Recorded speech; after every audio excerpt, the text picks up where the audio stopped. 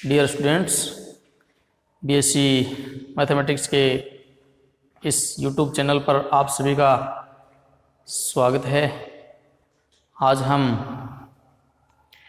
BSc final में abstract algebra में सब ग्रुप के कुछ क्वेश्चन हल करेंगे। पिछले वीडियो में हमने सब ग्रुप के प्रमेय हैं, कुछ थ्योरम्स हमने पढ़ी थी। इन्हीं से आगे हम कुछ इम्पोर्टेंट क्वेश्चन हैं, आज हम वो हल करते हैं।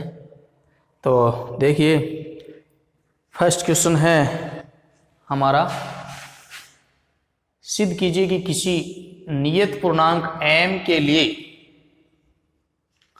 यहाँ m कोई पूर्णांक है और इसके लिए पूर्णांकीय गुणजों का समुच्चय, ये एक mz, ये पूर्णांकीय गुणजों का समुच्चय है।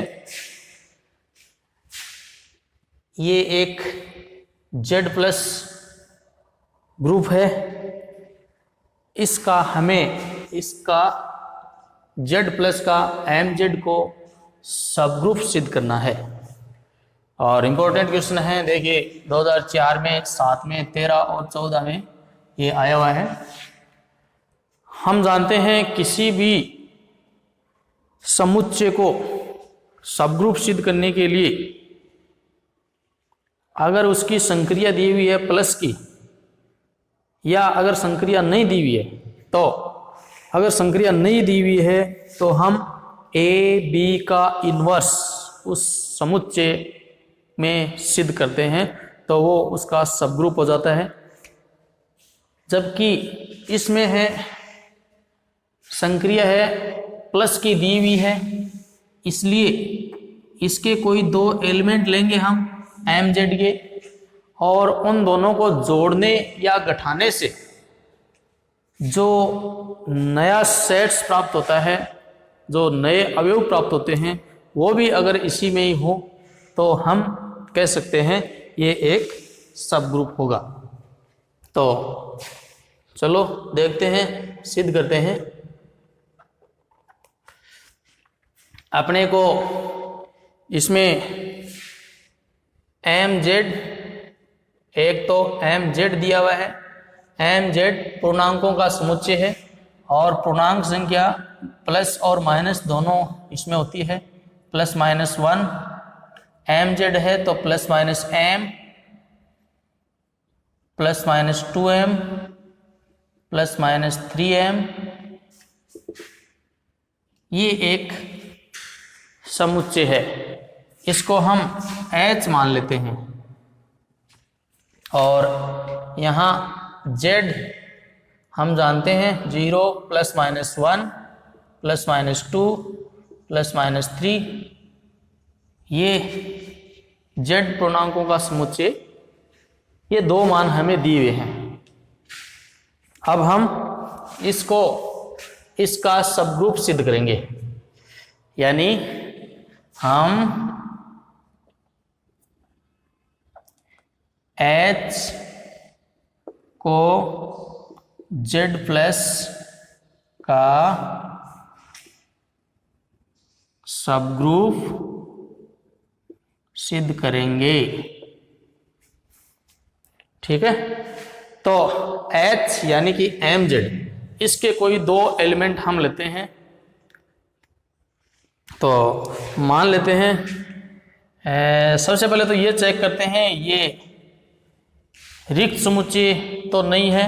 यानी अगर हम यदि m बराबर 0 लें तो mz या h बराबर 0 आता है, जो कि एक रिक्त समुच्चय नहीं है, क्योंकि नॉन एम्प्टी सेट नहीं होना चाहिए। अगर नॉन एम्प्टी सेट हो गया तो एम्प्टी सेट हो गया तो ये इसका उपसमुच्चय उप ग्रुप नहीं होगा। इसके लिए जो सेट है वो नॉन एम्प्टी होना चाहिए। तो अब हम इसमें कोई दो अवयव मान लेते हैं, आर एस, जो कि पूर्णांकों की कोई संख्या है, इसके लिए एक तो हमने x मान लिया, r z, या इसमें से लेना है इसके जो भी अवयव हैं वो सब m से मल्टीप्लाई है। यहाँ पर 2, 3, 4 जितने भी हैं तो उसकी जगह हमने r लिया तो ये r m हो गया। और एक एलिमेंट y और लेते हैं, इसके बराबर हम s m ले लिया। दोनों हमने m z यानी h के एलिमेंट हमने लिए हैं। कोई दो एलिमेंट लिए हमने h के, यानी x भी h का एलिमेंट होगा, y भी h का एलिमेंट होगा। क्यों? ये कोई संख्या है, जैसे 2 हो सकती है, 3 हो सकती है, 4, 5, 6, 7 कुछ भी संख्या हो सकती है। इस संख्या को m से गुणा करेंगे क्योंकि r और s हमने z में से लिए हैं और ये सब z के ही पूर्णांक है 1, 2, 3, 4। इन दोनों को अगर r और s से m को मल्टीप्लाई किया तो ये भी एक h में ही होगा, यानी h मतलब mz का ही एलिमेंट है। अब इन दोनों को अगर हम घटा देते हैं x माइनस वाई, तो घटाने पर देखिए R M minus S M या R minus S into M.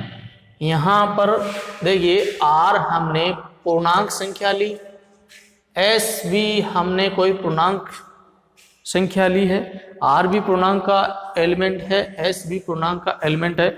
और दो पूर्णांक संख्याओं को अगर हम आपस में घटाते हैं तो क्या आती है, आर माइनस एस भी इसी का ही पूर्णांक होगा, ये भी एक पूर्णांक संख्या ही हमें प्राप्त होती है। तो अतः हम कह सकते हैं ये जो हमें मान प्राप्त हुआ वो ये तो z का है, इसको m से मल्टीप्लाई किया, ये h का हुआ या नहीं हुआ, h का ही अवयव होगा क्योंकि r माइनस एस एक z है, z के अवयव को अगर m से मल्टीप्लाई करते हैं तो mz यानी ये h है और ये h का ही एलिमेंट है। अतः हम कह सकते हैं यदि x h का एलिमेंट, y h का एलिमेंट, तो अगर इन दोनों से घटाने या जोड़ने से जो अवयव प्राप्त होता है वो भी अगर h में ही है तो हम कह सकते हैं h यानी कि mz एक z प्लस का सब ग्रुप है। यहाँ हम जोड़ के भी दिखा सकते हैं और माइनस की संक्रिया के लिए भी दिखा सकते हैं, यहाँ हम घटा के भी दिखा सकते हैं और प्लस करके भी दिखा सकते हैं। ये तो तब है जब हमें संक्रिया प्लस की दी हुई थी, अगर यहाँ कोई संक्रिया नहीं दी हुई थी तो हम एक्स वाई का इन्वर्स इसमें चेक करते। ठीक है, अगला एक और इसी में ही एग्जाम्पल लेते हैं हम।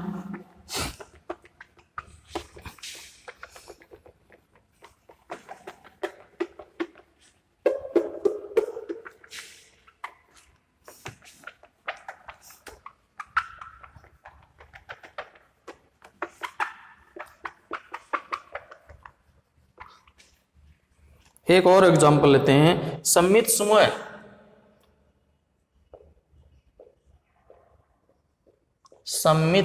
है S3, ये कोई सममित समूह है S3।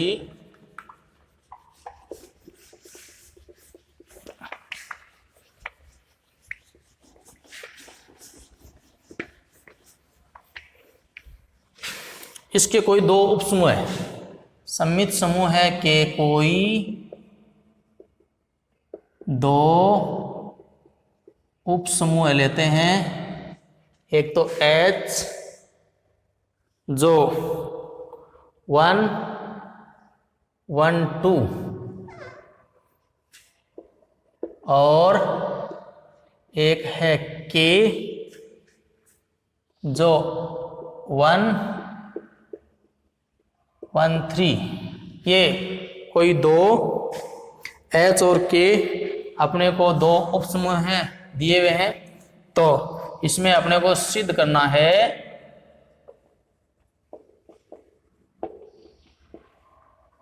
एच के बराबर नहीं है के एच, एच के और के एच बराबर नहीं है। तो सिंपल सा क्वेश्चन है, एच और के को मल्टीप्लाई करना है। यहाँ पर जो सममित समूह है के जो अवयव दिए हुए हैं, एच और के जो सब ग्रुप दिए हुए हैं,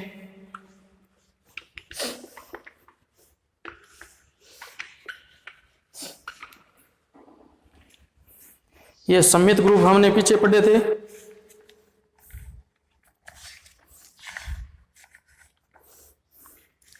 क्रमचय ग्रुप जो पढ़े थे, इन्हीं में से ये के है और ये एच है। तो हल करते हैं। क्योंकि अपने को एच बराबर दिया हुआ है 1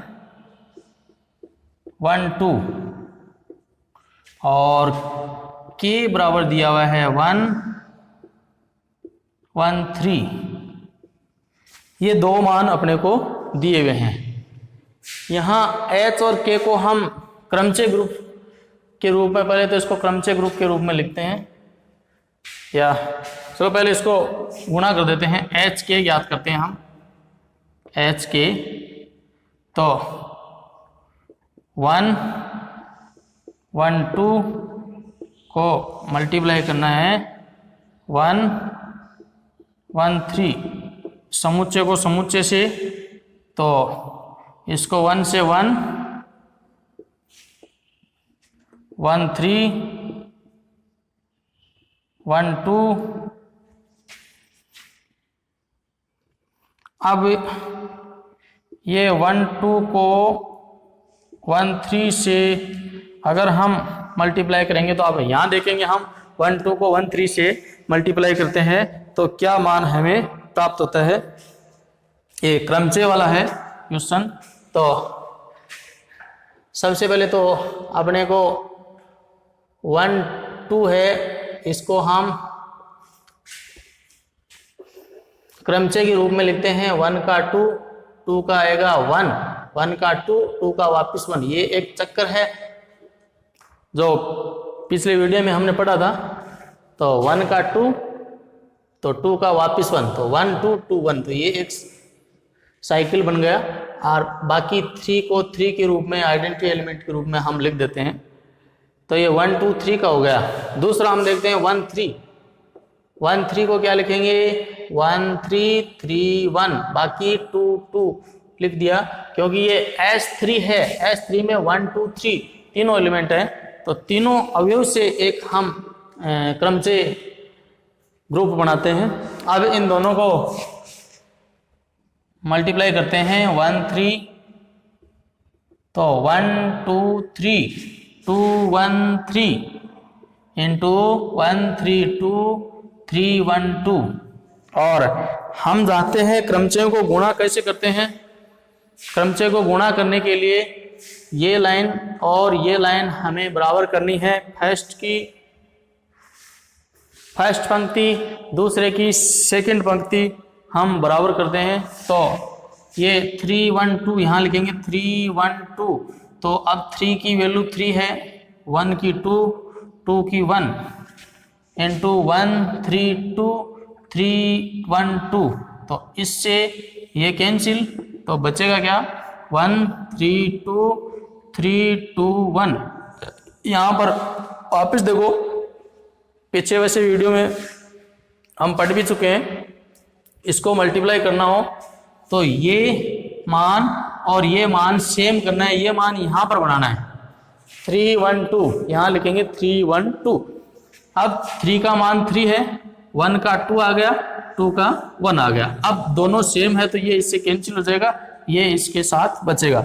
तो यहाँ पर देखिए अब ये एक चक्कर के रूप में क्या बनेगा, 1 का मान 3, 3 का मान 2, 2 का मान 1। अब वापस 1 नहीं लिखेंगे क्योंकि 1 वापस आ गया, तो ये एक पूरा सर्किल बन गया।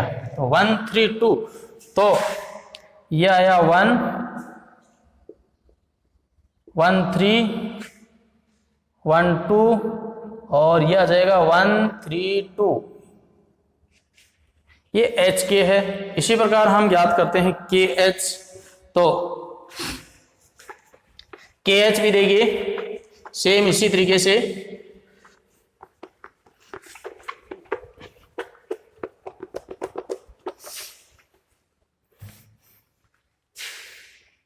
K इंटू एच, के एलिमेंट 1 1 3,